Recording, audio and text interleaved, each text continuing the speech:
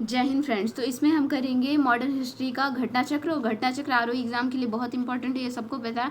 तो घटना चक्र में हम सिर्फ टफ क्वेश्चन देखेंगे, स्टेटमेंट वाले, मैच द फॉलोइंग और कथन और कारण के। वन लाइनर नहीं देखेंगे, वन लाइनर सबका तैयार है, मुझे पता है। अब आइए इसमें हम देखते हैं मैच द फॉलोइंग में।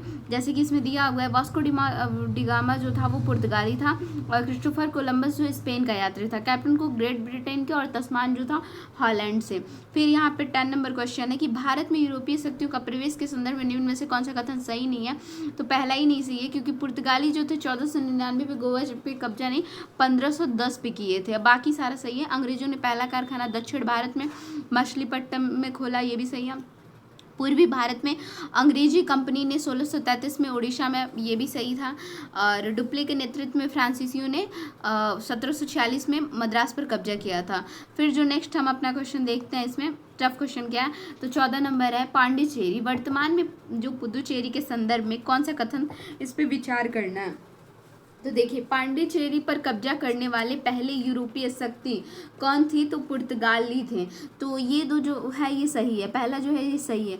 फिर दूसरा कह रहा है कि पांडिचेरी पर कब्जा करने वाली दूसरी यूरोपीय शक्ति जो है फ्रांसीसी थी। तो ये गलत है, क्योंकि जो दूसरी यूरोपीय शक्ति थी ना वो फ्रांसीसी नहीं थी, इस डेन्स और डच थे। देखिए यहाँ पे क्या दिया कि पुर्तगाली अपना निवेश स्थापित किए, उसके बाद जो था डेन्स और डचों ने अपना व्यापारिक कोठी स्थापित किया था। और अंग्रेजों ने कभी पांडिचेरी पर कब्जा नहीं किया। तो ये भी गलत है, क्योंकि अंग्रेजों ने भी पांडिचेरी पे मतलब पुदुचेरी पे 1793 में यहाँ पे कब्जा किया था। तो इसका जो राइट आंसर हो जाएगा ये केवल 1 हो जाएगा। ये दूसरा भी गलत है और तीसरा भी गलत है। अब नेक्स्ट हम देख लेते हैं कि इसमें टफ क्वेश्चन कौन सा है। नेक्स्ट देखिए, तो 21 नंबर है कि पूछ रहा है कि निम्नलिखित में से कथनों में कौन सा एक सही है। तो देखिए, आधुनिक कोच्चि भारत की एक स्वतंत्रता तक डच उपनिवेश था। तो ये तो जो है गलत है। पूछा है कौन सा इसमें सही है, सही पूछा है, तो बी ऑप्शन हो जाएगा कि डचों ने पुर्तगालियों को पराजित किया। डचों ने क्या किया था, तो पुर्तगालियों को पराजित किया, और आधुनिक कोच्चि में उन्होंने फोर्ट विलियम्स का निर्माण किया था। ठीक है, तो ये सही है, ये माइंड में रखेंगे। और फिर है कि भारतीय इतिहास के संदर्भ में देख लेते हैं कि डच लोगों ने पूर्वी तटीय क्षेत्रों में गजपति शासकों द्वारा प्रदान की गई जमीनों तथा अपनी फैक्ट्रियों गोदाम स्थापित किए। अल्फांसो द अल्बुकर्क ने बीजापुर सल्तनत से गोवा छीन लिया था। तो देखिए इसमें पूछा क्या है कि इसमें पूछा कौन सा सही है। और अंग्रेजी ने ईस्ट इंडिया कंपनी ने मद्रास में विजयनगर साम्राज्य के एक प्रतिनिधि से पट्टे पर ली गई जमीन को एक प्लाट पर फैक्ट्री स्थापित की थी। तो इसमें पूछा कौन सा सही नहीं, जिसका एक्सप्लेनेशन हम एक बार देख लेते हैं तो समझ में आ जाएगा। देखिए, डचों ने क्या किया था, पूर्वी तट पर पहले कोचीन को पुर्तगालियों से छीना था। किससे छीना था, तो पुर्तगालियों से छीना था। और बाद में आंध्र और उड़ीसा के तट पर अपनी फैक्ट्री स्थापित की थी। जबकि गजपति शासक जो थे, ठीक है, गजपति शासक का शासन जो था वो 16वीं शताब्दी में ही समाप्त हो गया था। मतलब इनसे इनका कोई लेना देना नहीं था। ठीक है, तो ये तो पहला कथन गलत है।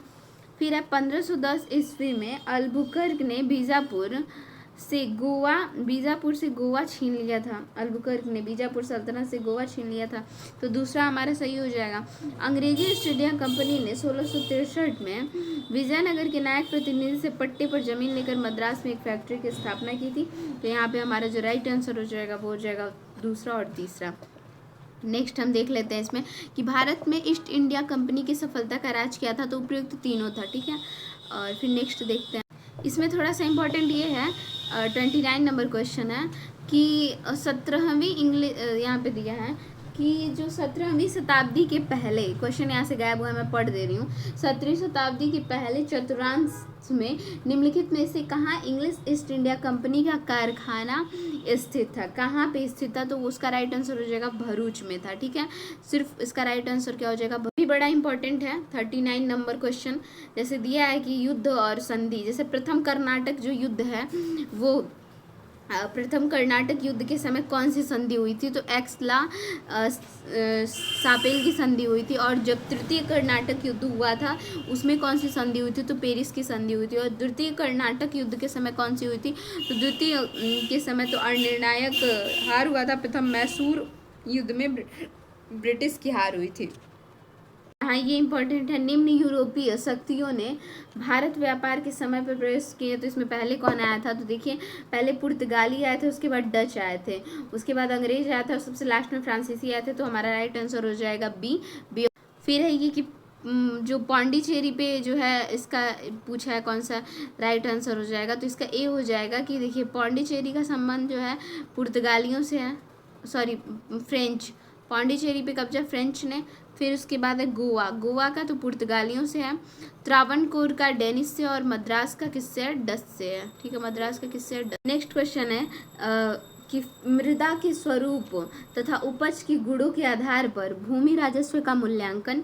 उसके बाद दिया है कि युद्ध में चलती फिरती तोपों का उपयोग। और फिर है तंबाकू और लाल मिर्च की खेती। ये इसमें अंग्रेजों की भारत में देन कौन सी थी? तो इसका जो राइट आंसर हो जाएगा कोई भी नहीं थी, क्योंकि देखिए मृदा के स्वरूप जो दिया है ना, इसका जो था तो ये अंग्रेजों से पूर्व ही शेरशाह सूरी व अकबर के द्वारा किया गया था। ठीक है, उसके बाद युद्ध में चलती फिरती जो तोप वगैरह का ये जो बता रहा है, इसमें ये था कि ये भी जो है मुगल काल में ही था। और उसके बाद है जो तंबाकू और लाल मिर्च की खेती। तो तंबाकू और लाल मिर्च की खेती पुर्तगालियों की देन थी भारत में। और चलती फिरती तोपों का प्रचलन जो था वो मुगल काल में था। तो इसका जो राइट आंसर हो जाएगा ना, अंग्रेजों की पुर्तगालियों की देन थी ये तंबाकू वाला, और ये मुगल काल का, इसका भी मुगल काल से। तो राइट आंसर कोई भी नहीं हो जाएगा इसका। नेक्स्ट है एक्सला सापेल की संधि 1748 में हुई थी। और इसमें जो था कौन सा इसमें सही उत्तर है? तो इसमें देखिए एक्सला सापेल के समय प्रथम कर्नाटक युद्ध की समाप्ति हो गई थी और अंग्रेजों को पुनः मद्रास जो हो गया था ना वो प्राप्त हो गया था। तो दोनों ही सही है, तो राइट आंसर हमारा सी हो जाएगा। भारत में अंग्रेजों की सफलता तथा फ्रांसीसी की असफलता के कारण क्या थे?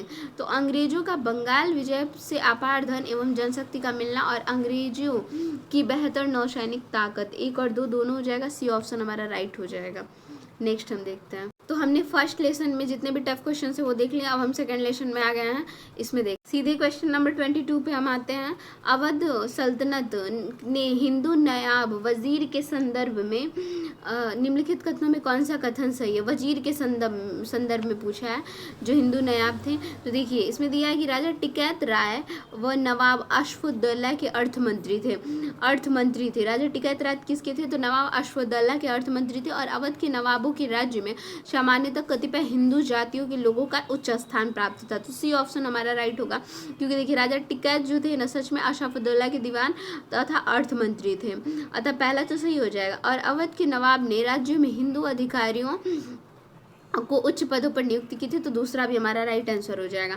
फिर एक यहाँ पे वन लाइनर में ये क्वेश्चन मुझे इंपॉर्टेंट लग रहा है कि 18वें शतक में भारत में लड़े गए युद्धों में निम्नलिखित में से कौन सा सही कालक्रम अनुसार है? तो अंबर का युद्ध पहले हुआ था, फिर प्लासी का युद्ध हुआ था, फिर वांडीवाश का हुआ था और बक्सर का। इसका हम एक्सप्लेनेशन जरूर देख लेते हैं कि अंबर का युद्ध हुआ था अगस्त 1749 में, जो कि मुजफ्फर जंग और चंदा साहब तथा फ्रांसीसी की संयुक्त सेनाओं ने वेल्लूर के समीप हुआ था ये, और इस नामक स्थान पे हुआ था, अंबुर नामक स्थान पे। और कर्नाटक के नवाब थे अनवरुद्दीन को पराजित कर उसकी हत्या कर दी। मुजफ्फर जंग दक्कन का सूबेदार बन गया था और इस उपलक्ष्य में उसने हितकारी डुप्ले की कृष्णा नदी के दक्षिण भाग को मुगल प्रदेश का गवर्नर नियुक्त कर दिया था। और फिर उसके बाद है इसका राइट प्लासी का युद्ध हम देख लेते हैं। डेट थोड़ा इंपॉर्टेंट है, ये देख लीजिए। जून 1757 में हुआ था और वांडीवास का कब हुआ था? तो 1760 में हुआ था। तो प्लासी में तो पता ही है क्या हुआ था कि भाई बंगाल के नवाब सिराजुद्दौला के मध्य हुआ था और अंग्रेज थे और अंग्रेजों ने पूरे बंगाल पर नियंत्रण हो गया था। और जो क्लाइव था वो मीर जाफर को बंगाल का नवाब बना दिया था, कठपुतली नवाब बना दिया था। और नवाब बनने के बाद मीर जाफर ने अंग्रेजों को उनकी सेवाओं के लिए 24 परगना अपना पुरस्कार दे दिया था। वांडीवास में क्या हुआ था? अंग्रेज और फ्रांसीसी का हुआ था और इसमें फ्रांसीसी पराजित हुए थे पूरी तरीके से।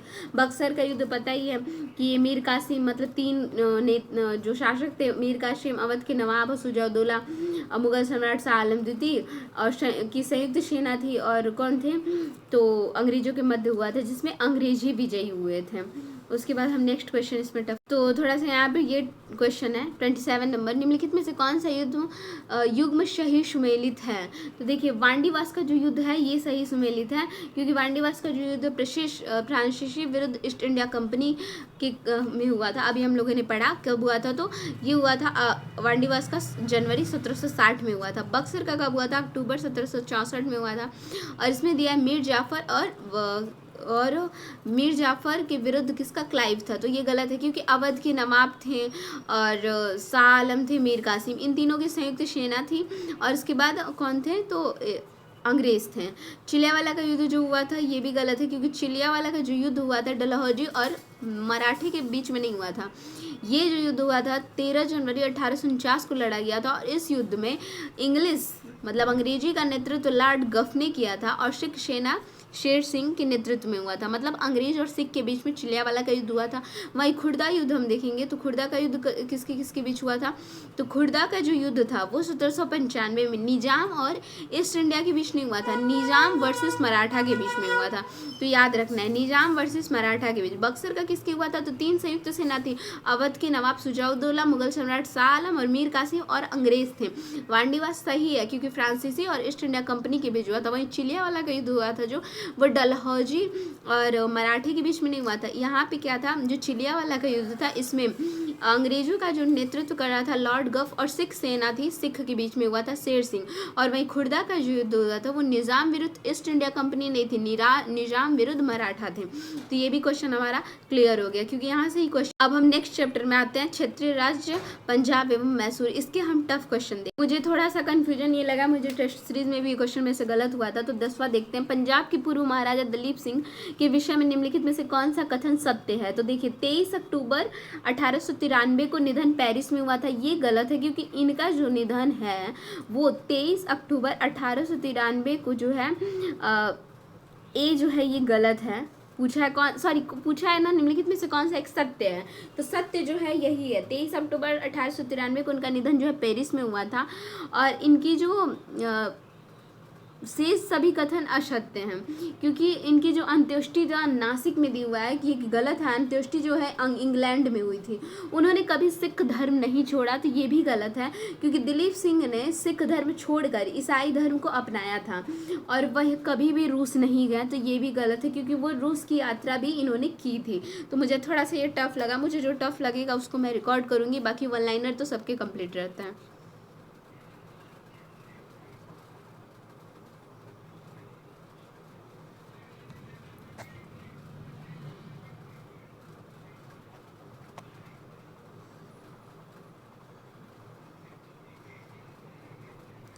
अब इसमें देखेंगे 21 नंबर क्वेश्चन, जिसे दिया है कि प्रथम आंग्ल मैसूर युद्ध, ये इसमें पूछा है कौन सा एक सुमेलित है।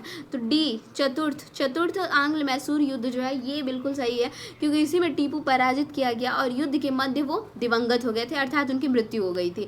प्रथम आंग्ल मैसूर युद्ध किसके बीच हुआ था और कौन पराजित हुआ था। तो देखिए एक बार मैं ना ऐसा करूँगी कि जितने युद्ध हैं उसको भी मैं वीडियो बनाऊंगी, बट यहाँ पे देख लेते हैं। प्रथम आंग्ल मैसूर जो था युद्ध, इसमें अंग्रेज की तरफ से गवर्नर वेरलिस्ट था और इसमें मद्रास की संधि हुई थी। इसमें जो है हैदर अली पराजित हुआ था। तो पूछा कौन सा एक सुमेलित है, तो इसमें जो है ना डी हम पढ़ लेते हैं। टीपू जो है ये पराजित किया गया और मध्य दिवंगत हुआ था। अगर सीधे क्वेश्चन पूछेगा तो हमें डी पढ़ना है, और बाकी मैसूर युद्ध को मैं एक बार अभी क्लियर कर दूंगी। ये देख लीजिए, यहीं से मैं क्लियर कर देती हूँ कि जो पहला आंग्ल मैसूर युद्ध हुआ था वो 1700 मतलब 1767 से 1769 में हुआ था। इस युद्ध में हैदर अली जो है वो विजयी हुआ था। उसमें क्या दिया था, फर्स्ट ऑप्शन हैदर अली पराजित हुआ था, लेकिन नहीं, हैदर अली विजयी हुआ था और गवर्नर वेरलिस्ट था।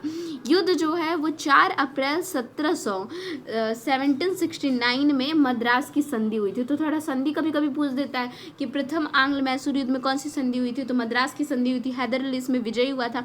द्वितीय आंग्ल मैसूर युद्ध जो हुआ था इसमें क्या हुआ था कि हैदर अली ने निजाम और मराठा के साथ मिलकर, मतलब हैदर अली की संयुक्त सेना थी, कौन कौन, हैदर अली, निजाम और मराठा, ये सब मिलकर अंग्रेजों के विरुद्ध एक मोर्चा बनाया। और जुलाई 1780 में हैदर अली ने कर्नाटक पर आक्रमण कर दिया। कहाँ पे आक्रमण कर दिया?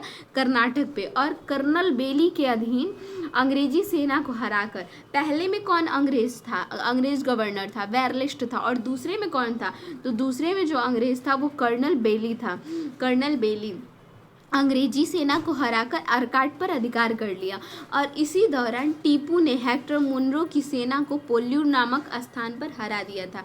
और 1781 में ही, मतलब देखिए 1780 से 84 में द्वितीय आंग्ल मैसूर युद्ध हुआ है, और 1781 में ही हैदर अली का सामना अंग्रेज जनरल आयरकुट से हुआ था, जिसने पोर्टो नोवा का युद्ध 1 जुलाई 1781 को हुआ था, और इसमें हैदर अली को परास्त किया था। दिसंबर 1782 में दिसंबर 1781 में कौन सा युद्ध हुआ था? 80 में तो इनका ये द्वितीय आंग्ल मैसूर युद्ध स्टार्ट ही हुआ था। तो 81 में कौन सा हुआ था? तो पोर्टो नोवा का युद्ध हुआ था। और फिर उसके बाद 82 में कौन सा युद्ध हुआ था? तो 82 में इनका जो युद्ध हो गया था, हैदर अली को 82 में पोर्टो नोवा का युद्ध कब हुआ? 1 जुलाई 1781 में। और हैदर अली को परास्त कर दिया था किसने? तो आयरकुट ने। उसके बाद 1742 में जो है, 82 में जो है, यहाँ पे 1782 में हैदर अली की मृत्यु हो गई, जिसके बाद टीपू सुल्तान ने अंग्रेजों के विरुद्ध संघर्ष जारी रखा था। अंततः मंगलोर की संधि जो कि 1784 में हुई, इसी के दौरान द्वितीय आंग्ल मैसूर युद्ध का समापन हुआ। अगर हम मोटा मोटी देखें तो ऐसे कर सकते हैं कि प्रथम आंग्ल मैसूर युद्ध में हैदर अली विजयी हुआ था, लेकिन द्वितीय आंग्ल मैसूर युद्ध में जब वो पोर्टो नोवा के युद्ध में सर आयरकुट से पराजित हुआ, मतलब हराया गया, हैदर अली परास्त हो गया, उसके बाद 1782 में ही उसकी मृत्यु हो गई थी। दिसंबर 1782 में उसकी मृत्यु हो गई थी। उसके बाद टीपू सुल्तान ने ये जो संघर्ष है जारी रखा, लेकिन मंगलौर की संधि जो कि 1784 में हुई थी, इसके द्वारा ही द्वितीय आंग्ल मैसूर युद्ध का समापन हो गया था। टीपू सुल्तान जो था वो उसने क्या किया था कि श्रीरंगपट्टनम को अपनी राजधानी बनाया और यहाँ जैकोबिन क्लब की स्थापना की और उसका सदस्य बना। साथ ही उसने अपनी राजधानी में फ्रांस और मैसूर की मैत्री को प्रतीक स्वतंत्रता वृक्ष लगाया ना। तो ये थोड़ा सा इंपॉर्टेंट था यहाँ से। अब हम पढ़ लेते हैं तृतीय आंग्ल मैसूर युद्ध के बारे में। तो पहले में तो विजयी हुआ, द्वितीय में मर ही गया, और तीसरी में क्या हुआ था कि तृतीय जो था 1790 से 92 में हुआ था, और श्रीरंगपट्टनम की संधि हुई थी। इसमें पहले में श्रीरंगपट्टनम की संधि हुई थी, मंगलौर का देखिए पहले में कौन सी संधि हुई थी? मद्रास की। दूसरे में क्या हुई थी? मंगलौर की। और तृतीय में क्या हुआ था? श्रीरंगपट्टनम की संधि हुई थी, मार्च 1792 द्वारा हुआ था। इस संधि में अंग्रेजों की ओर से कॉर्नवालिस और मैसूर से टीपू सुल्तान शामिल था। टीपू सुल्तान जो था वो चतुर्थ आंग्ल मैसूर युद्ध में 1799 के दौरान अंग्रेजों से लड़ते हुए मारा गया। तो तृतीय आंग्ल मैसूर युद्ध में हमें ये याद रखना है कि श्रीरंगपट्टनम की संधि हुई थी, और चतुर्थ में ये जो है मारे गए। और यहीं पे हमारा उसके बाद हम क्वेश्चन पे पढ़े। हमारा क्वेश्चन यही था ना कि पहले, दूसरे में, तीसरे में क्या हुआ था हमने समझ लिया। चतुर्थ में मृत्यु हुई थी, तो हमारा जो राइट आंसर हो जाएगा डी ऑप्शन हमारा राइट आंसर सही। उसके बाद हमारा 22 नंबर क्वेश्चन है कि इलाहाबाद की संधि कब हुई थी? तो सी ऑप्शन इसका राइट हो जाएगा। इलाहाबाद की संधि जो हुई थी वो 2 बार हुई थी। तो देखिए इलाहाबाद की संधि जो हुई थी ना, ये 1765 में हुई थी। मंगलौर की संधि कब हुई थी? तो मंगलौर की जो संधि हुई थी वो हुई थी 1784 में हुई थी मंगलौर की संधि। उसके बाद हम देखते हैं सालबाई की संधि कब हुई थी? तो सालबाई की संधि जो हुई थी सालबाई की संधि कब हुई थी? तो ये हुई थी 1782 में। मद्रास की संधि हमने ऊपर ही पढ़ा 1769 में। और देखिए जो इलाहाबाद की संधि थी ना, प्रथम बार कब हुई थी? 12 अगस्त 1765 को। लेकिन दूसरी बार कब हुई थी? तो दूसरी संधि जो हुई थी ये हुई थी 16 अगस्त 1765 को हुई थी। तो थोड़ा डेट इंपॉर्टेंट है, तो डेट याद रखें। उसके बाद क्वेश्चन है कि निम्न में इसे कौन सा कथन सही नहीं है? अली मर्दान खान ने बंगाल में राजस्व कृषि पद्धति प्रारंभ की। तो ये जो है ये गलत है, क्योंकि अली मर्दान खान ने नहीं की थी, मुर्शिद कुली खान ने की थी। बंगाल में राजस्व पद्धति प्रारंभ की थी किसने? तो मुर्शिद कुली खान ने।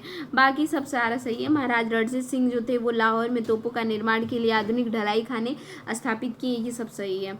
तो इसमें हमारा बस पहला ही जो है वो गलत था। अब हम आ गए हैं नेक्स्ट चैप्टर पे, गवर्नर व गवर्नर जनरल वायसराय। इसको हम लास्ट में करेंगे, इसके बाद वाला चैप्टर कवर करते हैं, वरना इसको भी निपटा देते हैं क्योंकि बाद में फिर हो नहीं पाएगा। तो देख लेते हैं, पहला क्वेश्चन इसमें दिया है, रॉबर्ट क्लाइव जो है बंगाल के प्रथम गवर्नर जनरल थे, जो कि गलत है, ये वॉरेन हॉस्टिंग थे। और पहले दूसरा से ये विलियम बेंटिंग भारत के प्रथम गवर्नर जनरल थे। पूछा कौन सा सही है, तो बी ऑप्शन हमारा जो है बिल्कुल सही है। नेक्स्ट हम देखते हैं, उसके बाद एक क्वेश्चन दिया हुआ है, ये घटनाओं को क्रोनोलॉजी ऑर्डर में लगाना है। आरओ में ऐसे ही क्वेश्चन पूछते भी हैं, जैसे कि दिया है क्लाइव का पुनः भारत आगमन कब हुआ था। तो क्लाइव का जो पुनः भारत आगमन हुआ था वो हुआ था 3 मई को, 3 मई 1765 को हुआ था। क्लाइव का पुनः भारत आगमन कब हुआ था, तो 3 मई 1765 को हुआ था। 3 मई 1765 को इनका जो पुनः आगमन हुआ था भारत में। इलाहाबाद की संधि कब हुई थी, तो ये भी 1765 में हुई थी।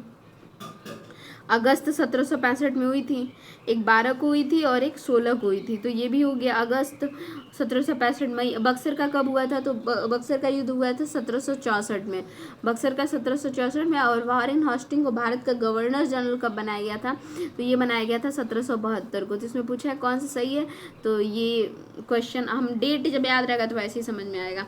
पुनः कब आए थे भारत में क्लाइव, तो ये 3 मई 1765 को। इलाहाबाद की संधि कब हुई थी, अगस्त 1765 को। और बक्सर का युद्ध कब हुआ था, तो 1764। और वॉरेन हॉस्टिंग 1772। नेक्स्ट इसमें पूछा है कि कौन सा सही नहीं है, जैसे कि दिया है सही नहीं है Lord William Bentinck, C option दिया है। लॉर्ड विलियम बेंटिक जो थे सबसे बड़े ब्रिटिश शासकों में से एक था। और तो ये गलत है। लॉर्ड विलियम बेंटिक सबसे बड़े ब्रिटिश शासकों में से एक था क्योंकि इसने भारत में ब्रिटिश साम्राज्य को संग्रहित किया था। तो पहली बात तो ये गलत है क्योंकि ब्रिटिश शासकों में से नहीं था, कोई ब्रिटिश शासक थोड़ी था, ये तो गवर्नर जनरल था। बस यही लाइन यहाँ गलत है, बाकी सब सही है। पढ़ लेते हैं, जैसे जन प्रशासन की नींव वॉरेन हॉस्टिंग द्वारा मजबूती से रखी गई, जिस पर ऊपरी संरचना कॉर्नवालिस ने की। ईस्ट इंडिया कंपनी की असैनिक और सैनिक सुधार करने का श्रेय क्लाइव को था, ये भी सही है। ये हमारा गलत है, सही नहीं है, तो मतलब कि यही आंसर हो जाएगा। उसके बाद था कि लॉर्ड डलहौजी ने द्वितीय के सिद्धांत के आधार पर ब्रिटिश साम्राज्य को समृद्ध क्षेत्र जोड़े थे, तो ये हमारा राइट हो जाएगा। उसके बाद नेक्स्ट हम देख लेते हैं, नेक्स्ट इसमें 28 नंबर देख लेते हैं कि पूछा है कि लॉर्ड वेलेस्ली के साथ जो सहायक संधि हुई थी उनके द्वारा संधियों में क्रोनोलॉजी ऑर्डर में बताइए कौन कौन मतलब मिले। तो पहला ऑप्शन सही हो जाएगा कि पहले हैदराबाद, फिर मैसूर, फिर अवध, फिर सिंधिया। 1 2 3 4 right answer. क्वेश्चन ये है कि बक्सर का युद्ध 1764 में हुआ था, बिल्कुल सही है, लेकिन सहायक संधि जो थी ना वो 1863 में नहीं हुई थी। इसका जो राइट आंसर हो जाएगा वो हो जाएगा ये 1798 में हुई थी। जो सहायक संधि प्रणाली है वो 1798 में हुई थी, तो इसका जो राइट आंसर हो जाएगा 1798 में हुई थी। नेक्स्ट देख, यहाँ पे भी पूछा है निम्नलिखित में से कौन एक सा जो है सही सुमेलित नहीं है। तो ये पूछा है कि तृतीय आंग्ल मराठा युद्ध, डी ऑप्शन सही सुमेलित नहीं। तृतीय आंग्ल मराठा युद्ध के समय कौन थे, तो तृतीय आंग्ल जो मराठा युद्ध था उस टाइम पे लॉर्ड होस्टिंग थे, लॉर्ड हेस्टिंग के टाइम में हुआ था, तो डी ऑप्शन हो जाएगा। ऐसे ही क्वेश्चन सीधे आरओ के एग्जाम में देखने को मिलेंगे, घटना चक्र से रहेगा, लेकिन हम लोग क्या है वन लाइनर पढ़ के जाते हैं, इजी टफ क्वेश्चन पे ध्यान ही नहीं देते। इसलिए मैंने इस वीडियो में सिर्फ जो स्टेटमेंट वाले, मैच दी फॉलोइंग, कथन कारण, यही क्वेश्चन सिर्फ कवर करने हैं। एक क्वेश्चन दिया यहाँ पे कि निम्नलिखित में से कौन सामाजिक सुधार विलियम बेंटिक ने प्रारंभ किया था। कौन कौन सा इसमें है जो विलियम बेंटिक द्वारा प्रारंभ किया गया था। तो देखिए, सती प्रथा का उन्मूलन विलियम बेंटिक द्वारा किया था। फिर दास प्रथा का उन्मूलन भी लॉर्ड विलियम बेंटिक द्वारा हुआ था। ठगों के संगठित गिरोह का जो दमन था ये भी था। धर्म परिवर्तन के कारण अयोग्यता के प्रावधान का हटाना ये गलत है, ये ऐसा कुछ नहीं हुआ था। ठीक है, नेक्स्ट यहाँ पे हम थोड़ा सा विलय के बारे में देख लेते हैं कि जो डलहौजी का व्यापकगत सिद्धांत था, डलहौजी का जो व्यापकगत सिद्धांत था उसके द्वारा कौन कौन से राज्य बहुत जल्दी जल्दी विलय हुए थे? तो पहले सतारा आया 1848 में। सतारा, संभलपुर, बघात, उदयपुर, झांसी, नागपुर, करौली। दो दो के स्टेप में इसको याद करेंगे। सतारा संभलपुर, फिर बघात उदयपुर, बघात उदयपुर। तो सतारा 1848 में, संभलपुर 1849 में, बघात 1850 में, और उदयपुर 1852 में, और वही झांसी 1854 में, नागपुर भी 1854 में थे। झांसी जो है वो नागपुर 1854 में, और करौली 1855 में। ठीक है, तो अब हम इसको क्वेश्चन को अब हम देख लेते हैं कि यहाँ से क्वेश्चन कैसे था। जैसे देखिए 52 नंबर क्वेश्चन दिया है कि विलय का जो सिद्धांत था, राज्यों के विलय कैसे हुए थे। तो सबसे पहले हमने क्या देखा था? सतारा के बाद क्या था? संभलपुर के बाद बघात था। तो संभलपुर नहीं हुआ तो बघात है। तो पहला और तीसरा से हम वैसे सही कर सकते हैं। उसके बाद क्या था? उसके बाद सतारा, बघात, फिर उदयपुर। सतारा, बघात, उदयपुर। यहाँ पे देख लीजिए एक बार, सतारा, बघात, उदयपुर। देखिए सतारा, संभलपुर, बघात, उदयपुर 1852 में था। एक बार क्रम याद कर लेंगे तो सतारा का क्या था? 1848, संभलपुर का 1849, और बघात का 1850, उदयपुर का 1852, और झांसी का क्या था? तो झांसी का 1854 था। ठीक है, अब नेक्स्ट देख लेते हैं। अब इसके बाद ये वन लाइनर तो वैसे ही सॉल्व। एक और क्वेश्चन यहीं पे दिया हुआ है कि भारत में 56 नंबर क्वेश्चन है कि भारत में ब्रिटिश शासन के दौरान निम्नलिखित राज्यों में विलय क्रम क्या था? पहले सतारा था, फिर संबलपुर था, मतलब तीसरा, फिर दूसरा, फिर एक। सी ऑप्शन हमारा सही हो गया। नेक्स्ट देख लेते हैं। एक क्वेश्चन मुझे ये भी टेस्ट में मिला है कि अपने पुत्र के स्थान पर, 75 नंबर क्वेश्चन है कि अपने पुत्र के स्थान पर दूसरे उत्तराधिकारी को गोद लेने के अधिकार को पुनः स्थापित किया गया था कब? तो 1858 का जो सामग्री घोषणा था उसके द्वारा। ठीक है, पूछता है कि निम्न में से कौन सा युग्म सही सुमेलित है? तो देखिए सही सुमेलित में तो पहला ही है, लॉर्ड कॉर्नवालिस जो है वो अस्थाई बंदोबस्त, ये बिल्कुल सही सुमेलित है। वेलेस्ली का जो था वो चतुराई नहीं था। तो देखिए अस्थाई बंदोबस्त किसका था? कॉर्नवालिस का। लेकिन चतुराई पूर्ण निष्क्रियता जब हम देखेंगे तो वो जॉन लॉरेंस का था। सहायक संधि जो था वो किसका था? तो सहायक संधि जो था वो वेलेस्ली से था। तथा व्यपगत सिद्धांत लॉर्ड डलहौजी का था। मतलब ये इसका नहीं था, ये वेलेस्ली का था। और जो डलहौजी दिया हुआ है, डलहौजी का था व्यपगत सिद्धांत। थोड़ा सा हम रिलेट कर लेते हैं क्योंकि क्वेश्चन होता है कान अस्थायी रूप से पकड़े जाते हैं किसी के भी, और अगर कोई ना चतुराई कौन दिखाता है? जो अंग्रेज होते हैं, अंग्रेजों का नाम लॉरेंस वगैरह होता है, और या फिर फ्लोरेंस नाइटिंगेल थी, तो ऐसे ही लॉरेंस चतुराई दिखाते हैं। सहायता करो, जब कोई इंसान ना सहायक कब बनता है? जब कोई जेल में है तो उसका सहायक बन जाओ, तो वेलेस्ली सहायक संधि हो गई। व्यपगत सिद्धांत डलहौजी की, तो व्यपगत अब गत नहीं लग रही है क्योंकि डल हो गए हैं, गत नहीं लग रही क्योंकि डल हो गए हैं, तो डलहौजी से। और उसके बाद था भारतीय राष्ट्रीय कांग्रेस की स्थापना के समय। भाई भारतीय राष्ट्रीय कांग्रेस की स्थापना इतना बड़ा काम हो रहा है और कोई डफर है तो डफर से डफरिन ऐसे याद कर लीजिए। उसके बाद ऐसे भी क्वेश्चन पूछ रहे हैं इसलिए मैं इसे ले रही हूँ कि कौन सा सुमेलित नहीं है। अब नेक्स्ट देख लेते हैं कि 79 में है डी। तो देखिए अस्थाई बंदोबस्त कान, हमने पढ़ा भी, कान पकड़ेंगे, अस्थाई रूप से सहायक बनो जो जेल में है, गत नहीं लग रहा है क्योंकि डल हो गया। व्यपगत कैनिंग जो उच्चतम निष्क्रियता जो ये गलत है, इसका जो राइट आंसर डी हो जाएगा, ये नहीं होगा। नेक्स्ट क्वेश्चन हम देख लेते हैं। गवर्नर जनरल में मैक्सिमम ऐसे ही क्वेश्चन दूंगा इसलिए मैं इसे बाद में करना चाह रही थी, बट ठीक है यही हो जा रहा है। 81 नंबर क्वेश्चन है कौन सा सुमेलित नहीं है? कान अस्थायी रूप से पकड़ने चाहिए, जेल में सहायता करनी चाहिए, तो वेलेस्ली सहायक हो गया। और द्वितीय आंग्ल मराठा युद्ध के समय लॉर्ड हेस्टिंग नहीं थे, द्वितीय आंग्ल मराठा युद्ध के समय लॉर्ड वेलेस्ली थे, ठीक है, तो सी ऑप्शन हमारा जो जगह सही नहीं है। और 1829 का 17वां रेवोल्यूशन जो हुआ था लॉर्ड विलियम बेंटिक के समय हुआ था। उसके बाद अब नेक्स्ट देख लेते हैं यहाँ पे कौन सा सुमेलित नहीं है। तो कान अस्थायी रूप से सहायक करनी चाहिए जेल में। और उसके बाद सर जॉन सोर, तो देखिए अभी हमने पढ़ा द्वितीय आंग्ल मराठा युद्ध के समय कौन थे? वेलेस्ली। लेकिन तृतीय आंग्ल मराठा के समय कौन थे? तो लॉर्ड होस्टिंग थे, तो ये तो सही हो गया। सी पूछा है जो आंग्ल नेपाल युद्ध के समय कौन थे? तो लॉर्ड हेस्टिंग थे। जॉन सोर नहीं थे, तो सी ऑप्शन हो जाएगा। फिर उसके बाद नेक्स्ट हम देख लेते हैं इसमें, फिर यहाँ पे यही दिया है कौन सा सही सुमेलित नहीं है। तो देखिए इसका जो कौन सा सही सुमेलित है, तो सी जो है वो सही सुमेलित है, लॉर्ड वेलेस्ली। चतुर्थ आंग्ल मैसूर युद्ध के समय लॉर्ड वेलेस्ली थे, बिल्कुल सही सुमेलित है। और उसके बाद पूछा अवध का विलीनीकरण जब हुआ था, तो एलन बैरो के समय ना सिंध का अंग्रेजी राज्य में हुआ था विलय, तो अवध का नहीं हुआ था, सिंध का हुआ था, तो पहला गलत। लॉर्ड डलहौजी के समय क्या हुआ था, इसका सिंध में, डलहौजी के समय सिंध का विलीनीकरण दिया है, तो डलहौजी के समय कुशासन के आरोप में अवध का, मतलब देखिए डलहौजी का यहाँ दे दिया और इसका यहाँ दे दिया, ठीक है। फिर उसके बाद दिया है तृतीय आंग्ल मराठा युद्ध, अभी हमने पढ़ा तृतीय आंग्ल मराठा युद्ध के समय कौन थे, तो लॉर्ड हेस्टिंग थे। ऐसे क्वेश्चन पक्का आरोग्य एग्जाम में देखेंगे, बहुत कन्फ्यूजन होता है, इसलिए मैंने सारे टफ क्वेश्चन को एक वीडियो में, भले ही लंबी हो जाए, एक वीडियो में निपटाएंगे हम। फिर नेक्स्ट हम देख लेते हैं यहाँ से कौन सा युग में सही सुमेलित नहीं है, तो डल हो गया था, डलहौजी देखिए सुमेलित नहीं है पूछा है। तो अभी हमने पढ़ा था ना कि अवध का विलीनीकरण किसके समय हुआ था, तो अवध को विलीन कर दिया था, तो डलहौजी, अभी हमने ऊपर पढ़ा था। तो एक बार देख लेते हैं अवध का विलीनीकरण किसके समय हुआ था, तो डलहौजी के समय, बिल्कुल सही है। डफर था, जो राष्ट्रीय कांग्रेस की स्थापना हुई थी उस टाइम भी अंग्रेज यहाँ था, डफर था, डफरिन। उसके बाद रॉयल विलियम बेंटिक के समय चार्टर एक्ट 1833 प्राप्त हुआ, ये भी सही है। प्रथम आंग्ल अफगान युद्ध जब प्रारंभ हुआ था तो उस समय लॉर्ड लिटन नहीं था, लॉर्ड लिटन नहीं था। प्रथम आंग्ल अफगान युद्ध जब प्रारंभ हुआ था तो उस समय जनरल ऑकलैंड था, यहाँ का जो गवर्नर था, जो वायसराय था वो जनरल ऑकलैंड था। तो ये हमारा आंसर हो गया। उसके बाद हम नेक्स्ट देख लेते हैं कि प्रथम जनगणना, ये सब तो इजी है।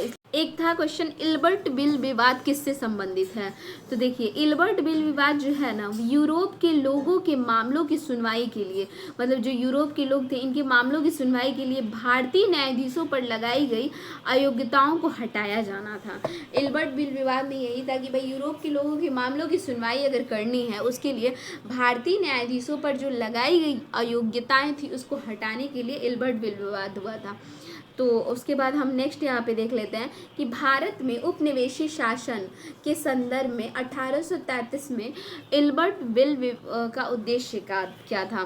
तो जहाँ तक देखिए यहाँ पे पहला ही क्वेश्चन हमारा सही है, क्योंकि जहाँ तक अदालतों की दांडिक अधिकारिता का संबंध था भारतीय तथा यूरोपीय लोगों को बराबरी पे रखना था, क्योंकि ये लोग क्या किए थे कि भारतीय न्यायाधीशों पे इन्होंने ऐसा लगा दिया था कि ये अयोग्य हैं, किसी भी फैसले देने में ये अयोग्य हैं, इसलिए यहाँ पे हमारा ये था कि भारतीय प्लस यूरोपीय को बराबरी दर्जा मिलना चाहिए।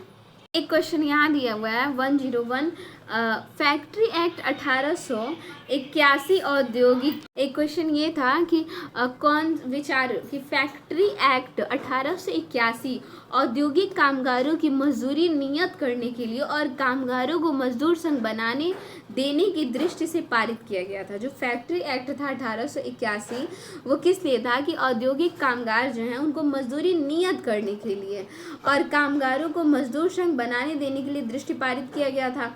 और उसके बाद इसमें था कि एम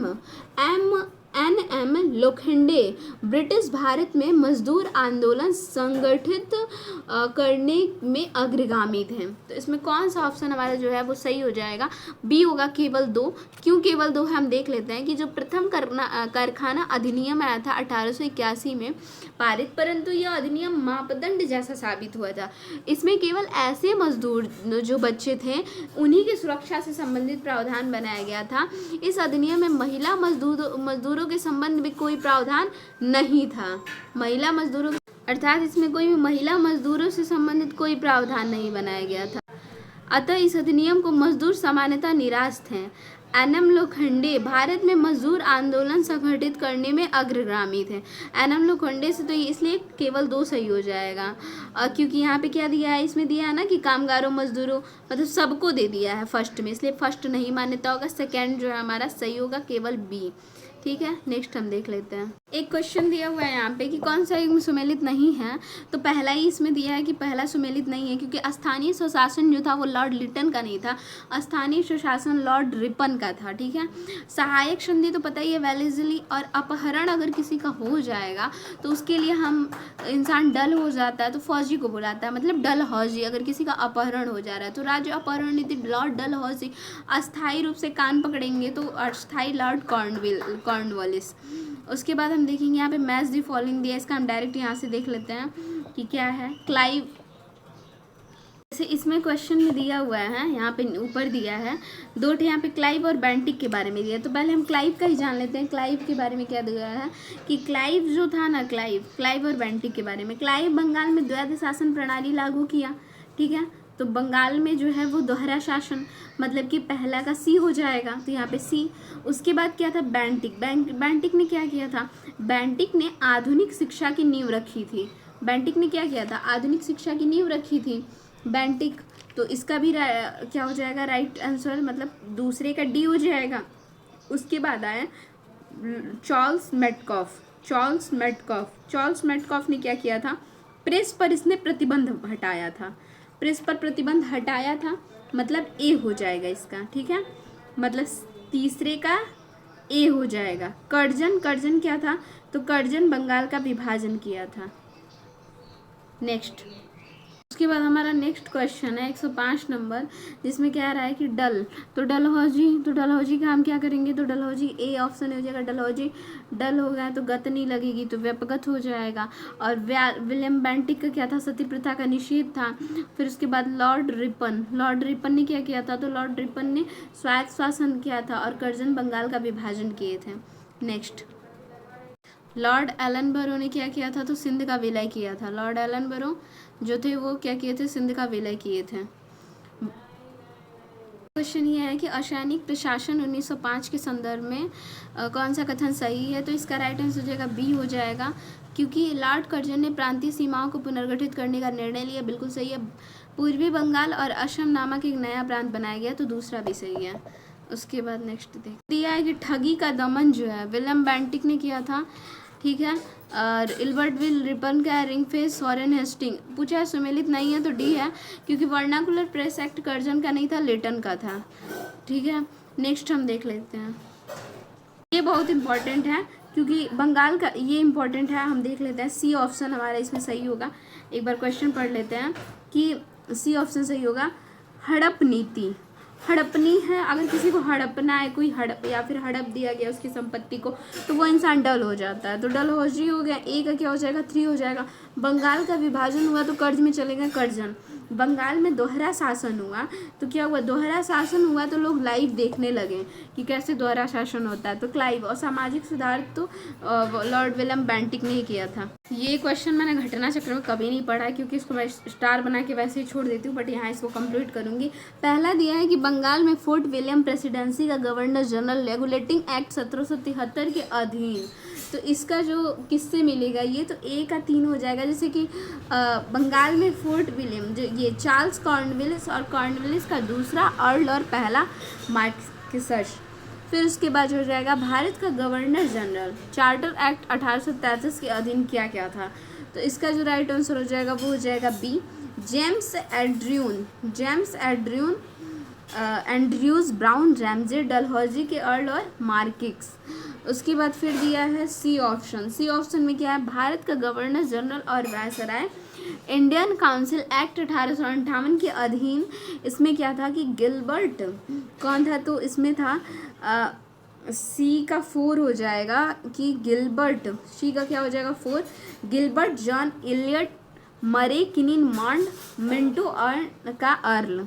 फिर डी, गवर्नर जनरल और सम्राट का प्रतिनिधि, गवर्नमेंट ऑफ एक्ट 1935 के अधीन।